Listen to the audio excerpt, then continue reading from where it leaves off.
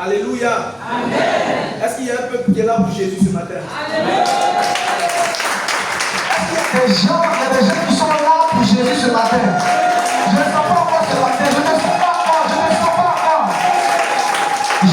pas encore. Alléluia. Alléluia. Est-ce que quelqu'un peut acclamer Jésus? Quelqu'un peut acclamer Jésus pour ceux qui crient de joie pour Jésus ce matin? Alléluia. Alléluia. Je ne sais pas comment s'est passée ta semaine, mais en tout cas, moi, ma semaine s'est bien passée par la grâce de Dieu. Donc, quand je suis dans la joie, c'est pas juste quelque chose de figuratif. C'est pas quelque chose en fait, c'est pas quelque chose de simple. C'est qu'il y a une grâce qui m'a accompagné durant cette semaine. Et c'est cette grâce-là que je célèbre aujourd'hui. C'est pourquoi toi aussi, s'il y a une grâce qui t'a accompagné durant la semaine, tu vas continuer d'acclamer Jésus-Christ. Alléluia. Toutes les grâces. Si nous sommes ici, c'est la grâce de Dieu. Si nous pouvons pas aimer, c'est la grâce de Dieu. Il y a des gens qui sont manchots. Il y a des gens qui sont paralysés, qui ne peuvent pas marcher. C'est à nous Dieu a fait grâce. Salut ton frère, dis-lui que Dieu te bénisse. Bienvenue dans la présence de Dieu ce jour. Voilà, ça fait toujours du bien. Voilà, c'est important. Oh, salut ton frère. Salut-le. Vous savez, souvent les nouvelles qui viennent, tu ne sais même pas où ça quitte. Ton frère, tu as vu tout de suite. On te dit quelques heures après qu'il a eu un accident, il a eu une situation bizarre. Ça arrive. Mais lorsque nous nous retrouvons dans la présence de Dieu et puis nous voyons notre frère, notre soeur, c'est important de célébrer Dieu pour sa vie. Alléluia. Amen. Que Dieu nous bénisse aujourd'hui et pour toujours au nom de Jésus. Amen. Seigneur, nous te rendons grâce. Merci pour ce message. Merci pour cette grâce. Merci pour ce moment que tu rends possible. Merci Seigneur Jésus, parce que tu vas nous faire du bien ce matin. Au nom de Jésus-Christ. Amen. Amen. Alléluia. Amen. Alors,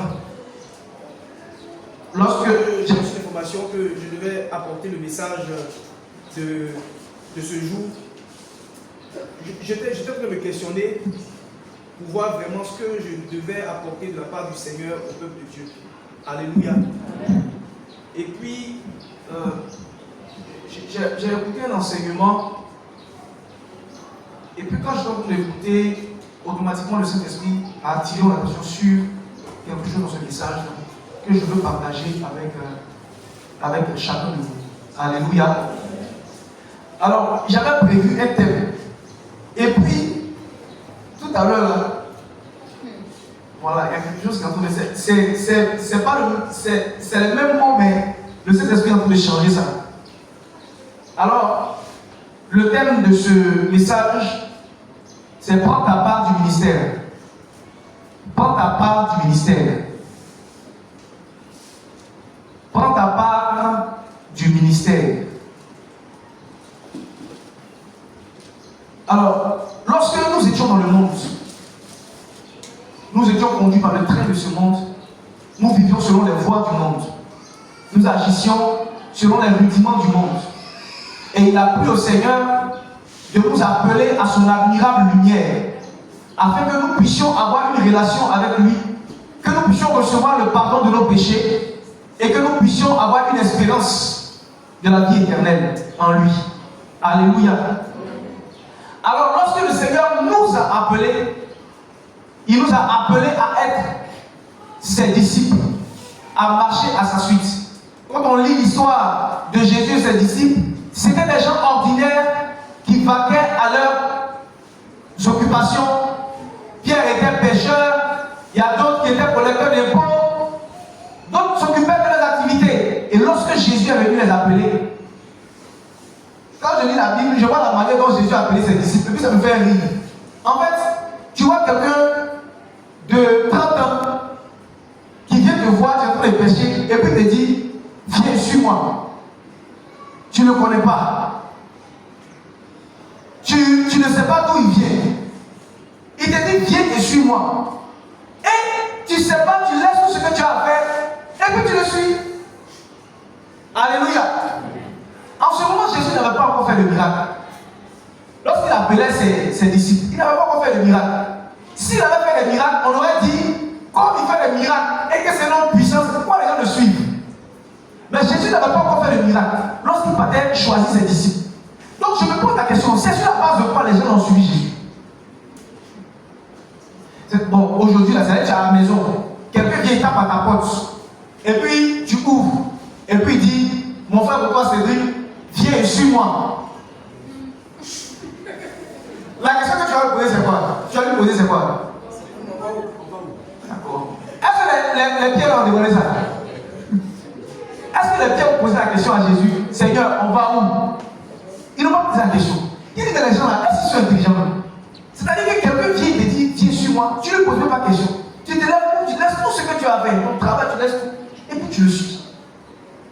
C'est que Jésus a fait quelqu'un. Alléluia. Et puis, ils l'ont suivi jusqu'à un moment, c'est Pierre. Comme Pierre c'était le plus courageux d'entre eux, souvent ils parlent dans leur gorge là-bas, c'est Pierre. Ce qu'ils disent dans leur gorge là, c'est Pierre qui soulève ça, et puis il vient, il pose ça. Lui, c'était un gars, en tout cas, lui, c'est de là à là. Il vient demander au Seigneur, Seigneur, il dit, oh, nous on te suit là même là. On gagne quoi même. C'est-à-dire que voici quelqu'un, il a été appelé, il a marché avec Jésus jusqu'à. Et puis c'est maintenant lui se souvient que, avec toi poser la question à Jésus, il dit, oh, nous-mêmes on te suit là, on a laissé tout ce qu'on a laissé là. On te suit là, ça peut gagner quoi même. Non, Jésus c'est l'homme. Ou c'est l'homme, parce que voilà. Mais je veux dire dans son humanité c'était l'homme. Ça veut dire qu'il transportait quelque chose que seuls ceux qui avaient les yeux spirituels pouvaient voir. Et les 12 qu'il avait choisis, c'était des hommes que Dieu avait préparés d'avance, avant la fondation des temps, pour qu'ils le suivent. C'est pourquoi quand il a dit suis-moi, en fait, ils ne savent pas pourquoi, mais ils savent qu'ils doivent me suivre. C'est comme ça. Parmi tous nos parents, il y en a qui ne sont pas encore chrétiens. Et nous avons eu la grâce d'être enfants de Dieu. C'est pas bizarre ça? Est-ce que c'est pas même le moment évangile qu'on nous a prêché tous? Peut-être eux-mêmes là, on les a poursuivis. Nous-mêmes là, c'est peut-être, on nous a dit ça une fois et puis on a accepté. Donc, quand tu vois ces choses-là, tu vas comprendre que le salut est une grâce. C'est une grâce. Et que si le Seigneur t'a appelé, c'est parce qu'il y a quelque chose en toi. C'est parce qu'il y a quelque chose dont le royaume des cieux a besoin. C'est pourquoi le Seigneur t'a appelé. Alléluia. Alors ce matin, dis à ton frère, prends ta part du ministère. Prends ta part du ministère. Alors le thème que j'avais voulu, que j'avais envisagé en premier, c'était quel autre prenne sa charge. Mais au lieu de dire ça, le Seigneur dit aujourd'hui, là, de vous dire, chacun va prendre sa part du ministère. Dis à quoi ton frère, prends ta part du ministère. Alors nous savons que dans la parole de Dieu, Paul décrit 5 ministères. Il y a le ministère apostolique des apôtres, le ministère des prophètes, le ministère des pasteurs, le ministère des évangélistes et le ministère des docteurs. Ce sont les 5 ministères. Dans tous ces 5 ministères, il faut savoir une chose. Même si tu n'es pas appelé à plein temps, il y a ta part dedans. Alléluia. Il y a ta part dedans. Tout le il y a 5. Il peut y avoir 6, 7. Donc, dans tous ces ministères, tu vas tourner là. Il y a ta part dans quelque chose. Alors le Seigneur va nous inviter ce matin au travers de ce message, je le crois au nom de Jésus, à prendre conscience que si nous avons été sauvés, c'est de prendre notre part du ministère, c'est de prendre notre charge.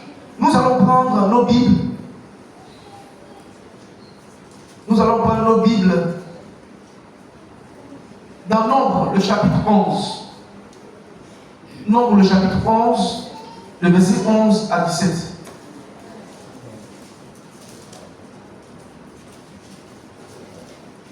Nombre 11,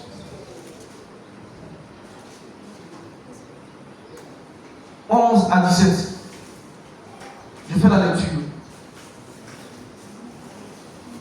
Moïse fut attristé et il dit à l'Éternel, pourquoi affliges-tu ton serviteur et pourquoi n'ai-je pas trouvé grâce à tes yeux que tu aies mis sur moi la charge de tout ce peuple? Est-ce moi qui ai conçu ce peuple?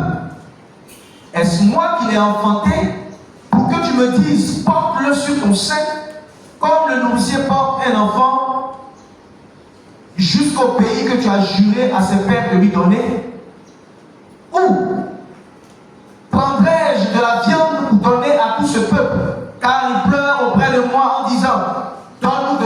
manger. Je ne puis pas à moi seul porter tout ce peuple, car il est trop pesant pour moi.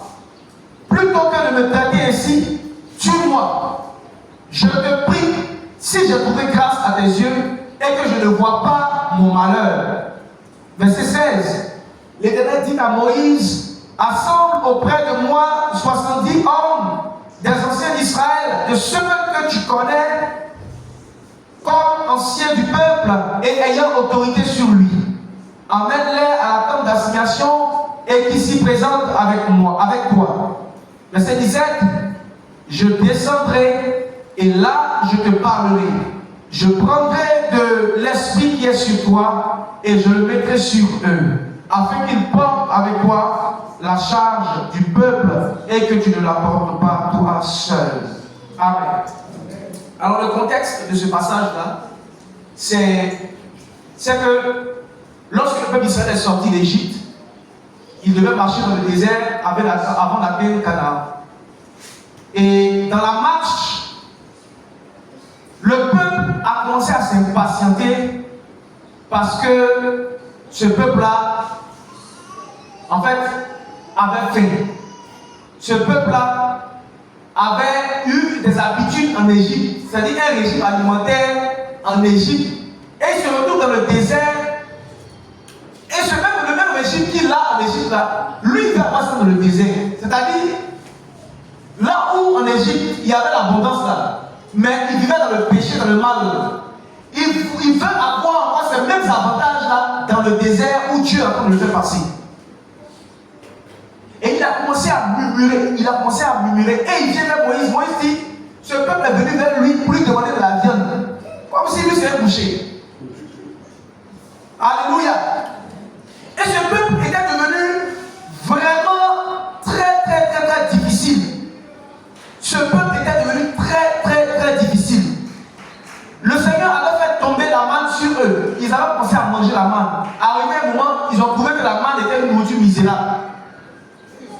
Et que eux veulent manger viande.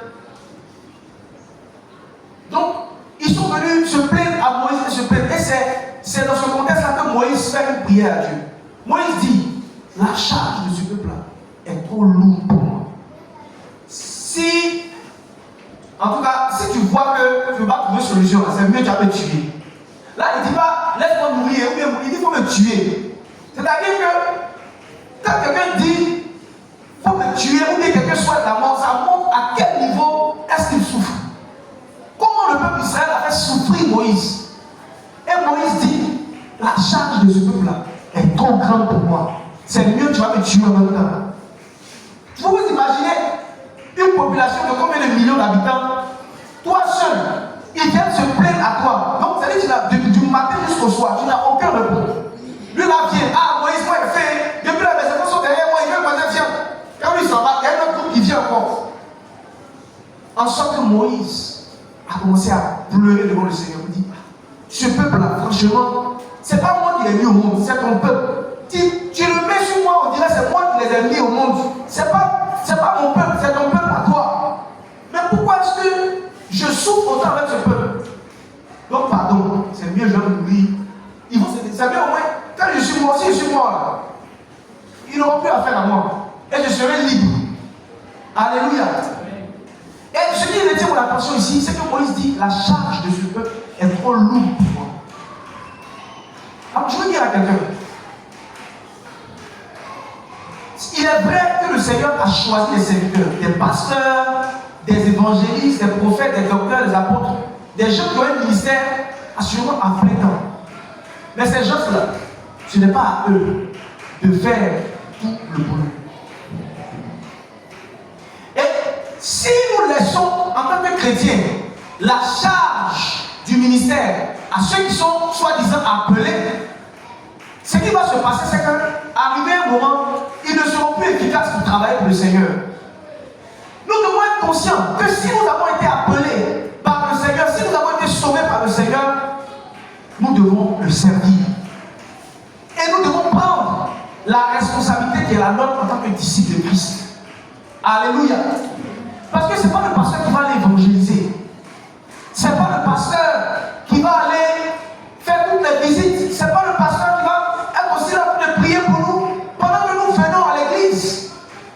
juste assister au culte, chanter, danser, rentrer à la maison. En tant qu'enfants de Dieu, nous devons comprendre que nous avons été appelés à être des disciples et non des chrétiens du dimanche simplement.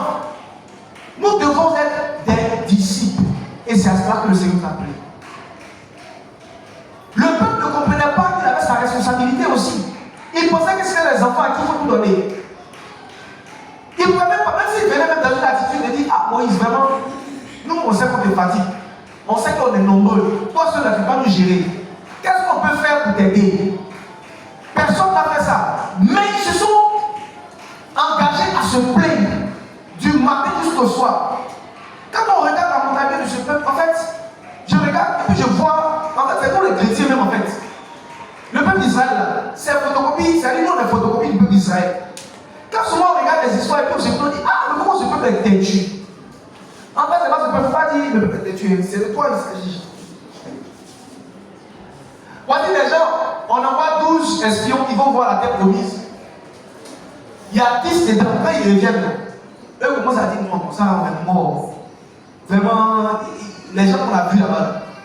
C'est-à-dire que nous, quand ça arrête là, on se voit comme des sauterelles. Eux-mêmes, ils nous voient comme des sauterelles, mais nous-mêmes, on se voit comme des sauterelles. Quand tu le regardes, là, on dirait une sauterelle qui va écraser. Vraiment, Moïse, où tu nous as envoyé là? Tu nous envoies pour venir mourir ici. Et seulement 2 d'entre eux vont dire non, si le Seigneur nous a dit de partir, c'est parce qu'il est avec nous. Mais quand ils ont fait ce rapport, la Bible dit que le peuple a pleuré du matin jusqu'au soir. Un peuple qui a vu Dieu diviser la mer. Un peuple qui a vu Dieu engloutir l'armée de Pharaon. Un peuple qui a vu Dieu envoyer la nuée sur eux. Le nuage de feu sur eux pour les garder au chaud pendant qu'il faisait nuit. Un peuple qui a vu Dieu leur donner la manne, la caille. Ils arrivent à la frontière de la terre promise parce qu'on vient leur dire qu'il y a des géants là-bas. Ils pleurent du matin jusqu'au soir. Vous-même, vous avez des enfants. Quand un enfant commence à pleurer, 1 minute, 2 minutes. Donc, en fait, pendant qu'il pleure, ton niveau aussi monte. C'est-à-dire, ton niveau aussi monte. Arrivé un moment, avant qu'il ne comprenne, il a pris un faux coup. Alléluia. Pourquoi? Parce que les pleurs, ça agace. Et Dieu n'aime pas que son peuple pleure. Dieu n'aime pas que son peuple se plaigne. Non. De toute façon, on n'aime pas que nos enfants fassent ça. C'est la même chose aussi. Dieu n'aime pas qu'on fasse ça. Nous devons être des hommes responsables. Et être conscients que si le Seigneur nous a sauvés, ce n'est pas juste pour venir nous asseoir dans l'église, nous asseoir, faire le culte, puis partir à la maison. Les pasteurs, bons leaders, ils essaient de faire ce qu'ils peuvent. Mais s'il n'y a pas une main d'association, s'il n'y a pas de l'aide, ils ne seront pas efficaces. Alléluia. Je viens de la part du Seigneur dire à quelqu'un, il y a une charge du ministère pour toi. Toi qui penses que le pasteur est le seul pasteur de l'église, toi aussi tu es un pasteur. Alléluia. Tu es un pasteur. Tu n'as pas vu ton frère, ça fait 2 jours, ça fait 3 jours. Automatiquement ton ministère pastoral là, doit être engagé. Je vais voir mon frère pour voir de quoi il s'agit. Pourquoi est-ce que je ne le vois pas? Pourquoi est-ce que je ne l'entends pas? Tu es en train de faire une œuvre de pasteur. Mon frère est malade, je vais lui rendre visite. Je vais prier avec lui. Tu es en train de faire une œuvre de pasteur. Mon frère a une situation qui me tient à cœur.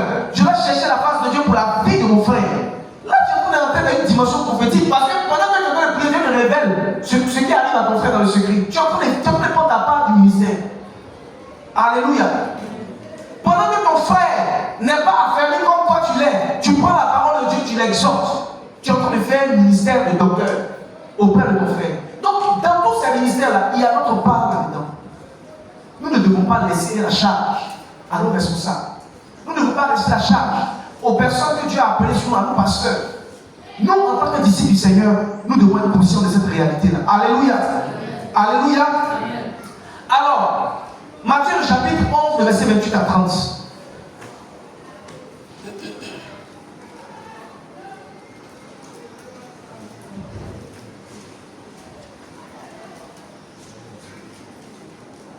Matthieu 11, le verset 28 à 30. Il dit, venez à moi, vous tous qui êtes fatigués et chargés, je vous donnerai du repos. Prenez mon joug sur vous et recevez mes instructions, car je suis doux et humble de cœur, et vous trouverez du repos pour vos âmes. Amen. Le Seigneur dit quoi? Venez à moi, vous tous qui êtes fatigués et chargés, je vous donnerai du repos. Et la suite, c'est la suite qui m'intrigue un peu. Quelqu'un a une charge, et puis il vient vers toi pour avoir du repos. Tu dis, il faut payer. Maintenant, il arrive, toi tu lui dis, prenez mon joug sur vous et recevez mes instructions. Et puis toi tu viens, tu lui donnes un joug, tu lui donnes une autre charge. Comment vous comprenez ça? Ah, le Seigneur ne t'aime pas. Toi-même tu dis sur les fatigues, sur les charges, qu'à vivre. Maintenant il vient à toi, toi-même tu me dis encore, prends-toi ton joug. Ah, pour moi, il n'est pas encore fini de gérer, parce qu'il n'est pas pour toi. Mais il poursuit, il dit, prenez mon joug sur vous et recevez mes instructions, car je suis doux et humble de cœur, et vous trouverez du repos pour ça. À la fin, il revient sur vous. Ça veut dire quoi? Nous avons des fardeaux qui sont pesants. Souvent, le travail dans lequel le travail que tu as, toi-même pour moi, Seigneur, travail ça là, vraiment. C'est parce que toi-même tu es sérieux que tu veux travailler. Par moment, ton cœur n'est pas là, mais tu es obligé de le faire parce que tu as une femme, tu as des enfants, tu as des charges. Tout ça, ce sont des fardeaux. Tu peux être dans une situation où tu sens que la vie devient comme un poids pour toi. Beaucoup de situations dans ta vie, beaucoup de poids sur toi. Et le Seigneur te dit, viens, je vais te décharger. Mais qu'est-ce qu'il dit? Il dit, il faut prendre sur toi mon joug. Ça veut dire quoi? Les faux fardeaux que nous on transporte, la seule solution pour que nos fardeaux soient déposés, pour que nous puissions recevoir le repos, c'est de prendre celui du Seigneur. Pendant que tu seras en train de prendre la charge que le Seigneur veut te donner, pendant ce temps, lui, il va te décharger de toi tes fardeaux qui sont présents et lourds. Pourquoi? Il dit quoi? Prenez mon joug sur vous et recevez mes instructions, car je suis doux et humble de cœur, et vous trouverez du repos pour vos âmes. Dans une autre version, il dit, car mon joug est doux et mon fardeau est léger. Vous comprenez? Il dit, son joug est doux et son fardeau à lui est léger. Ça veut dire que nous, nos fardeaux, nos faux fardeaux qu'on transporte là, pour lesquels on ne veut pas faire l'œuvre de Dieu. Mon frère, pourquoi tu n'es pas venu à l'église? Vraiment, ça ne va pas chez moi. Ma vie est trop difficile. Mon frère, pourquoi est-ce que tu dis non, c'est le travail là-haut? C'est comme si tu avais pas fait de te donner le travail. Ah, vraiment, depuis que je suis marié, là, vous connaissez, avec les vies de foyer là. Ah, c'est le moment là. Je n'ai pas parlé d'un moment. Elle me fait comme ça arriver. Alors, si nous devons comprendre, si nous voulons plutôt recevoir le joug du Seigneur, qui est doux, et son fardeau qui est léger, il est important que nous puissions faire abstraction de notre fardeau. Le joug du Seigneur, son fardeau là, c'est son œuvre. C'est son œuvre. Pendant que tu seras en train de faire l'œuvre du Seigneur, en train de prendre ta part du ministère, le Seigneur va te décharger de toi tes fardeaux. C'est la seule condition. Il n'y a pas d'autre. La parole de Dieu est vraie. Il dit lui, son joug est beau, son fardeau est léger. Si tu veux continuer à prendre tes fardeaux, à cause de ça, tu ne viens plus à l'église, à cause de ça, tu ne veux plus servir Dieu, à cause du travail, du petit travail que tu as eu, on te paye même là, ça ne te suffit même pas. Si c'est à cause de ça que tu dois abandonner la main du Seigneur ou abandonner l'œuvre de Dieu, mais tu vas continuer à marcher dans ce fardeau qui est, avec ce fardeau lourd et pesant, qui ne va pas te donner la paix. Le Seigneur dit que lui, il est humble de cœur. Il est doux, il est humble de cœur. Lorsque nous venons à Jésus pour prendre la charge, lui sa charge, c'est-à-dire, on se sent heureux. C'est ce qu'il veut dire en fait. Le repos, c'est ça. Une vie de joie, d'épanouissement. En fait, c'est ça. Une vie d'épanouissement. C'est là le repos du Seigneur. Mais pour que nous soyons épanouis, il faut qu'on puisse suivre le protocole que le Seigneur a donné. Il faut qu'on prenne plus son jour. Lorsque tu seras en train de faire l'œuvre du ministère, le Seigneur combattra pour toi. Lorsque tu. Vous savez, les combats incessants qu'on a dans nos vies, c'est parce qu'on ne sait pas Dieu. Celui qui a conscience que le plus important c'est de servir Dieu là. Dieu s'occupe de ses combats. Hein.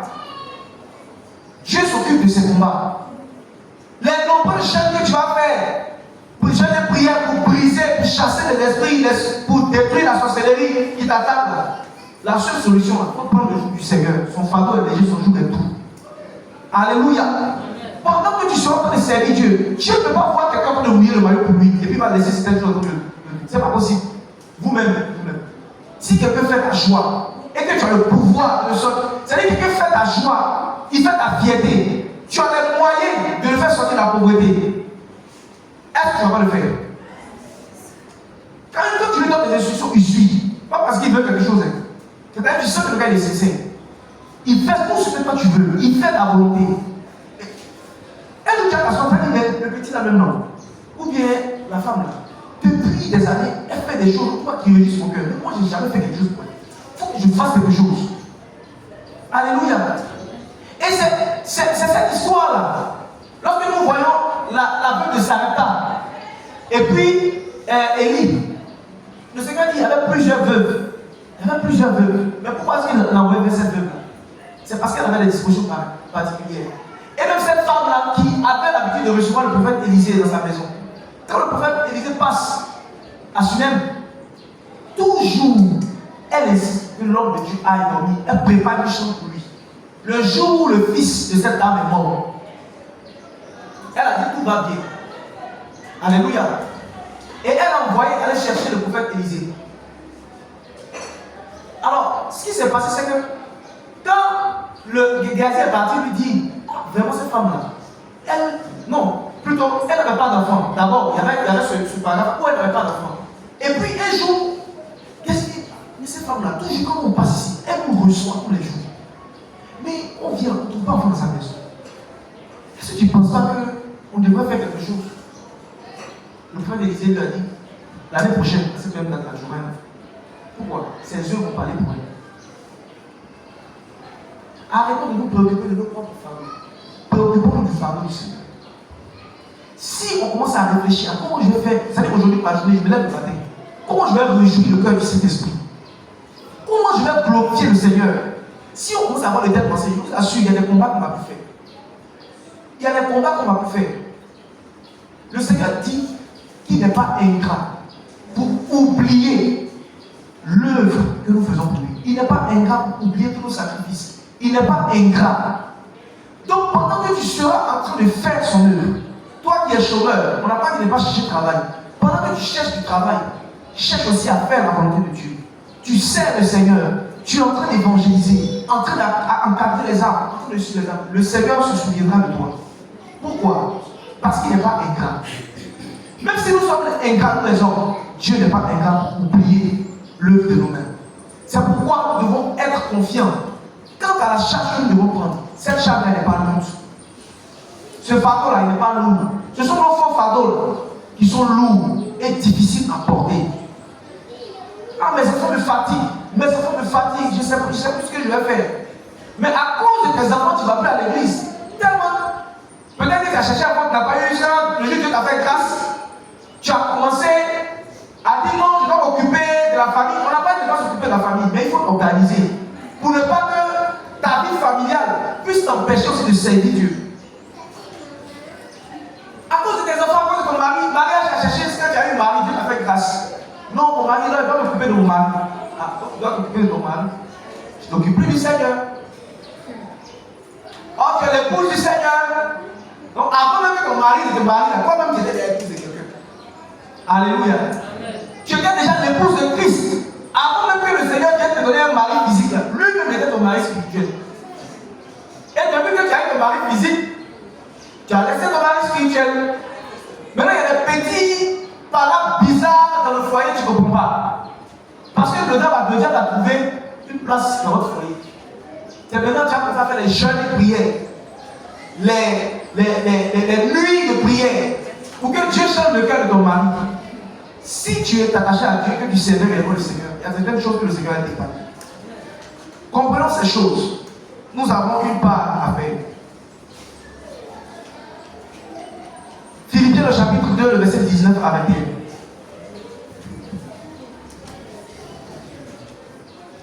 Philippiens le chapitre 2, le verset 19 à 21.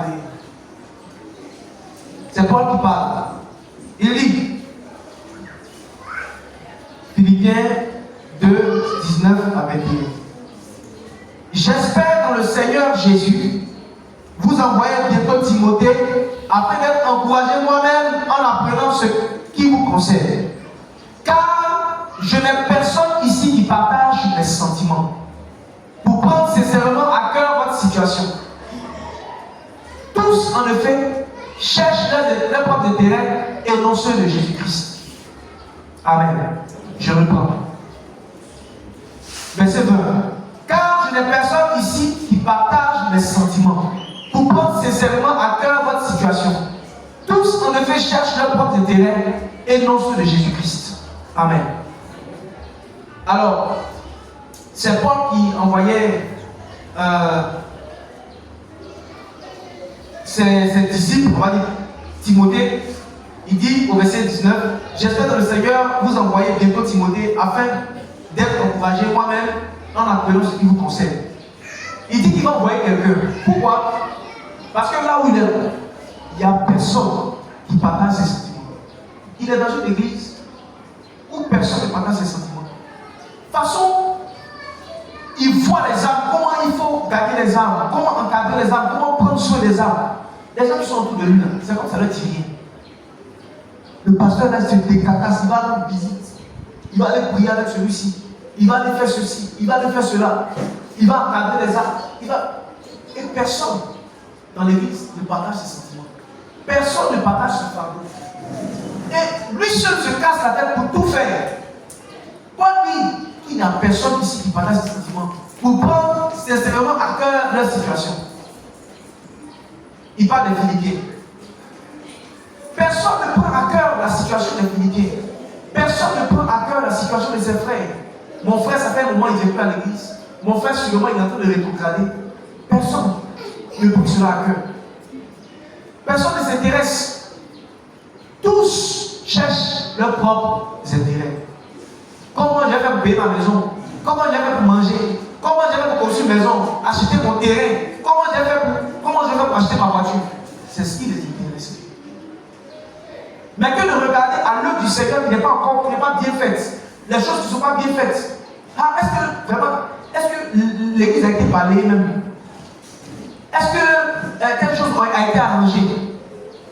Tout le monde vient, ça n'a qu'à être là. Comme si c'est quelque chose que les anges vont venir faire pour nous garder. Alléluia. Et arrivé à un moment, ceux qui le font, ils commencent à se décourager. Mais je veux dire à quelqu'un qui le fait, persévère. C'est pas pour un homme que tu fais ça. Même si tout le monde n'a pas à cœur l'œuvre de Dieu, toi qui as eu à cœur, continue de faire cette œuvre. Dieu rétribuera chacun. Ce n'est pas une récompense en groupe. Toi, chacun va venir devant le trône du jugement. Le Seigneur va dire, devant le tribunal de Christ. Il pourrait dire ça comme ça. Parce que le trône du jugement, c'est pour les incroyants. Mais le tribunal de Christ, c'est pour récompenser ceux qui auront travaillé pour lui. Tu arrives à bon et fidèle serviteur.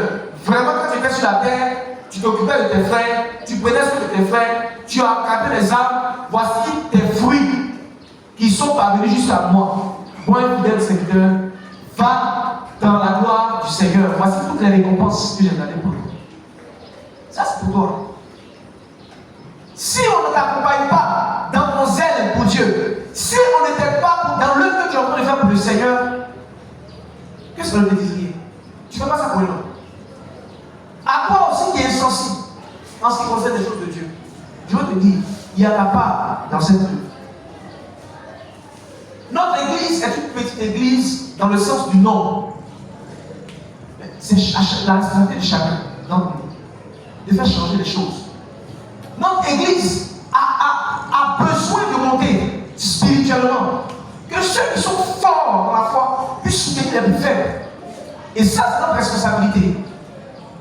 Tu as été établi responsable de département. Il faut prendre ta charge. Parce que tu peux avoir une responsabilité sans prendre la charge de la responsabilité. Quand tu vois, resto. Ah, c'est mon resto. C'est mon resto. Ah, c'est le maître de cœur qui est là. Mais est-ce que c'est le maître de le type de maître de cœur qu'on cherche?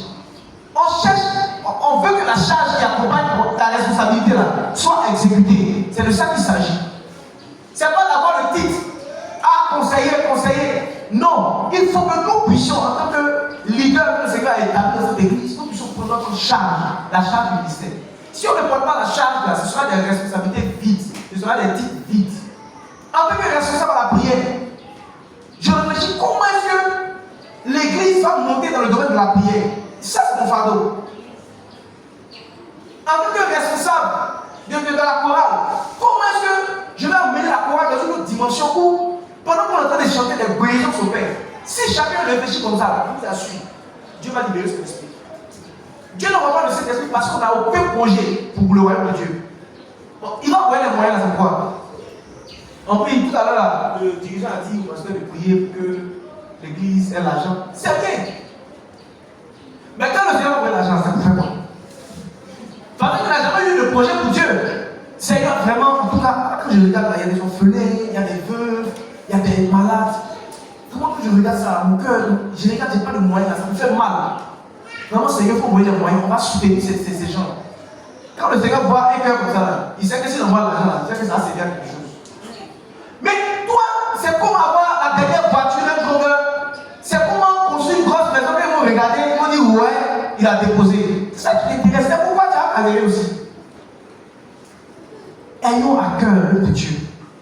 Je vois mon responsable se décarcasse pour tout faire. Il faut que je puisse prendre la charge qui est la mienne, pour l'aider. Lorsque le peuple de Dieu était à le combattre, il y a Moïse et Aaron étaient, c'était où et Aaron, je pense, c'est ça? Qui était avec lui. Pardon? Oui. Oui, ou, bon, c'est comme ça. Bon, d'autres disent bon, ça dépendra. Donc, Aaron qui était avec lui sur la montagne, pendant qu'il était fatigué, ils ont tenu sa main. S'ils n'avaient pas tenu sa main là, quel que soit les gens de prière que le peuple faisait, ils allaient perdre la bataille. Pourquoi? Parce que personne n'a pris la charge avec Moïse. Ouais, Moïse dit, si le Seigneur peut tuer, si Moïse dit ça, c'est que c'était trop chaud sur lui. Et à la fin, le Seigneur dit, il faut voir parmi les anciens, ceux qui sont avec toi, qui ont une certaine autorité sur le peuple, il faut les prendre, mais les pas. L'esprit est sur toi, c'est-à-dire le zèle. De toute façon, Moïse était zélé pour son peuple. De toute façon, Moïse aimait son peuple. Il cherchait des gens qui allaient aimer comme ça le peuple. Parce que ce qu'il faisait, il fallait aimer le peuple pour faire ce que Moïse faisait. Et c'est pourquoi il dit, je vais prendre de ton esprit là, pour mettre ça sur eux. Il n'a pas dit, je vais prendre tes capacités techniques, ta gestion, ta manière de gestion. Il dit son esprit, c'est-à-dire quoi? La volonté et le désir, l'amour que tu as pour ce peuple, pour lequel tu te donnes tant, c'est ce que je vais prendre pour donner. Ce que Dieu cherche là, ce n'est pas nos capacités techniques forcément. En premier lieu, Dieu cherche d'abord notre cœur. Les sermons de Bethanie, depuis un moment là, les sermons de Bethanie ne viennent pas à nos réunions. Peut-être que, en fait, il y a des choses que le diable fait pour maintenir les gens dans une certaine mentalité. Peut-être qu'elle a besoin juste d'une exhortation avec la parole de Dieu pour que ça libère son esprit, sa manière de penser. Mais chacun est assis dans sa maison, peut regarder sa télévision. On ne pense même pas à aller rendre visite à nos frères et sœurs. Alléluia. Pour procurer de la joie à nos frères et nos sœurs. Pourquoi? Parce qu'on n'a pas ce cœur. Moi je me souviens que le pasteur était vraiment fort. Il rendait visite aux gens. C'est parce que je dis que sa santé ne lui permet pas trop. Mais pendant que le pasteur, lui, ne peut plus trop par rapport à sa santé, il faut que des gens qui ont sa manière de penser, qui ont sa manière, qui ont vu sa manière de faire, puissent dire, même si je ne peux plus le faire, nous allons nous tenir pour aider, pour prendre la charge pour le faire. Si on le fait, Dieu va ajouter à l'église. Parce qu'en réalité, c'est Dieu qui ajoute. Nous pouvons faire des jeûnes et prières pour que l'église se remplisse. Mais Dieu regardera la maturité de l'église avant de lui envoyer des armes. Moi, je ne vais pas confier mon enfant à 15 ans dans le baptême. Ou bien il ne va pas s'occuper de lui. Vous voyez ça? Est-ce que vos enfants, là, dis là, envoyez vos enfants en vacances, on est en vacances, non? Tu vas envoyer ton enfant en vacances dans une famille, toi-même tu sais qu'elle est là-bas, là. Pour avoir à manger, là, c'est compliqué. Hein? Toi, tu nourris ton enfant matin, midi, soir, il a goûté. Et puis, ça arrive. Tu sais qu'il y a un point là. Si c'est pas pour punir ton enfant, il ne sait pas. Tu sais que là-bas, là, c'est une fois par jour au moins. Et puis toi, tu prends ton enfant, tu vas le mettre dedans. En espérant que la manière dont on nourrissait ton enfant, là, on puisse le nourrir comme ça. Et puis si on ne le nourrit pas bien, tu vas te plaindre. C'est pas ça? Non. Dieu regardera toujours. Si l'église a une certaine maturité, si l'église a une vision pour les âmes, avant d'envoyer les âmes. Donc, ce qu'on a travaillé là, c'est notre maturité. Comment on va s'organiser pour dire Seigneur, en tout cas, on veut mouiller le maillot pour toi. Maintenant, quand on est en train de le faire, le Seigneur voit que l'Église réellement a pris sa part du ministère. Il va commencer à faire des âmes. Puis là, elle commence à venir. Sans même qu'on a des invités. On commence à prier pour le quartier. On commence à demander des choses pour le quartier. On commence à avoir un fardeau pour les malades. On commence à sortir pour chercher même dans les domiciles. Est-ce qu'il n'y a pas des malades? On va prier pour eux. Quand Dieu va voir ça, il va savoir que voici une église qui est mature, qui veut vraiment travailler pour le royaume de Dieu. On va commencer à casser tout ici, là, pour agrandir. Et même le terrain qui est là depuis qu'on se fait, ça peut nous. Je vous dis, le terrain, depuis des années ici, là, le monsieur là, son terrain, là. Terrain en pleine vie comme ça, tu ne construis pas là. Ça, là, moi, il a même pied. En tout cas, c'est rare. Le monsieur n'est pas construit au terrain. Peut-être que Dieu attend. C'est nous qui l'attend.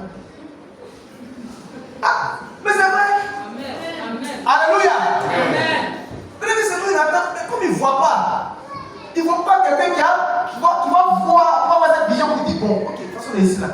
Et si on cassait ici là, pour construire l'église là, parce qu'il y aura tellement d'âmes que le Seigneur va envoyer, on aura besoin de ce terrain là. Et puis on commence à prier pour ça, on commence à travailler pour ça. Un bon matin, le monsieur va venir le croiser, ah bon, vraiment monsieur, vraiment terrain, nous on veut prendre ça. Il va dire, ah, terrain là, moi-même, depuis un certain moment, il veut vendre. Si on ne prend pas notre charge du ministère, si on ne prend pas notre part du ministère, il y a des choses comme ça que le Seigneur nous donne. Il dit, on ne donne pas des perles au pourceau. On ne donne pas. Il dit aussi longtemps que l'héritier va être un enfant, il sera sous la tutelle de ses serviteurs. Mais le jour là, on comprend que lui, il est l'héritier, il doit prendre sa responsabilité d'héritier. Il va gouverner tout ce que le Père a laissé. Je veux nous exhorter ce matin à comprendre ces vérités-là et à les garder au nom de Jésus-Christ. Alléluia. Alléluia. Alors, nous devons comprendre une chose. Le Seigneur dit, tout arbre qui porte du fruit, il les monte afin qu'il porte encore plus de fruits. Mais s'il ne porte pas de fruits, il le coupe et il le jette au feu. L'un des risques ou l'un des dangers que nous courons lorsque nous ne voulons pas prendre notre charge du ministère, c'est que nous nous exposons à être coupés par le Seigneur. Ça fait des années que nous sommes là, nous avons reçu toutes sortes d'enseignements. Le Seigneur s'attend à ce que tout ce que nous avons reçu, nous puissions le mettre en pratique. Nous faire bouger son royaume, nous faire avancer son œuvre. S'il vient année après année et qu'il voit que les mêmes chrétiens qu'il a trouvés, c'est les mêmes là qui sont là, c'est les mêmes là qui ont toujours les mêmes attitudes, en fait, on ne sait plus à eux. Et si le sel n'a plus de saveur, il n'est bon qu'à être foulé au pied. C'est pourquoi les païens ne nous respectent pas. Parce que quand ils regardent, il n'y a rien dans nous. On crie Jésus, Jésus ici. Là. Tout le suite là. Si un féticheur rentre ici, il commence à faire des trucs là. Donc là, le premier réflexe là, il sera de vie. Il y a des gens qui vont dire au nom de Jésus là même là. Au nom de Jésus, avec au nom de Jésus, de peur. Parce que souvent on va avec un cafard qui s'envole. Cafard passe ici là. Attends, au nom de Jésus, au nom de Jésus. Ça c'est la peur. Souvent c'est la peur. Pourquoi? Parce qu'il n'y a pas d'assurance. Que Dieu nous aide. Que Dieu nous aide. À prendre notre charge, notre part du ministère. Nous avons un ministère. Mais tant que tu ne prends pas conscience qu'il y a ta part et que tu dois aller chercher, tu ne pourras pas. Le Seigneur dit, Moïse, mets à part les anciens, que je prenne de ton esprit, que je mette sur eux, afin qu'ils puissent porter avec leur charge. Ça veut dire quoi? Sans le Saint-Esprit, sans l'Esprit de Dieu, on ne peut pas porter la charge. On ne peut pas. Toutes les fois que tu vas tenter de servir Dieu avec tes propres forces, tu vas t'épuiser. Tu ne pourras pas continuer. Nous, on est tous témoins ici. Il faut voir dans tes périodes où tu étais vraiment dans la prière, intime à Dieu. Tu avais beaucoup simplement pour l'œuvre de Dieu. En fait, tu étais sensible à l'œuvre de Dieu. Mais depuis que tu le pries, depuis que tu ne cherches plus la face de Dieu, tu es devenu insensible. C'est l'Esprit de Dieu. C'est l'Esprit de Dieu qui nous donne d'avoir ce fardeau, ce désir. La parole de Dieu dit que l'amour de Dieu est répandu dans nos cœurs par le Saint-Esprit qui nous a donné. S'il n'y a pas le Saint-Esprit, il n'y a pas d'amour de Dieu. Parce que l'amour, c'est Dieu lui-même. Et si Dieu lui-même ne se manifeste pas en nous, nous ne pouvons pas avoir l'amour de Dieu. Et comment avoir cet amour-là pour l'œuvre de Dieu, pour nos frères, pour nos sœurs? Comment avoir cet amour? C'est pas le Saint-Esprit, puisque c'est lui qui donne. Comment tu vas aller, tu vas aller chercher? Par la prière. Par quelqu'un qui est disposé. Seigneur, je veux ton amour, je veux travailler pour toi, mais il me manque la force. Si tu as cette mentalité et ce désir-là, Dieu va te remplir de son esprit pour que tu puisses travailler efficacement pour lui. Que Dieu te bénisse, qu'il t'accorde cette grâce-là dans le nom puissant de Jésus-Christ. Amen. Amen.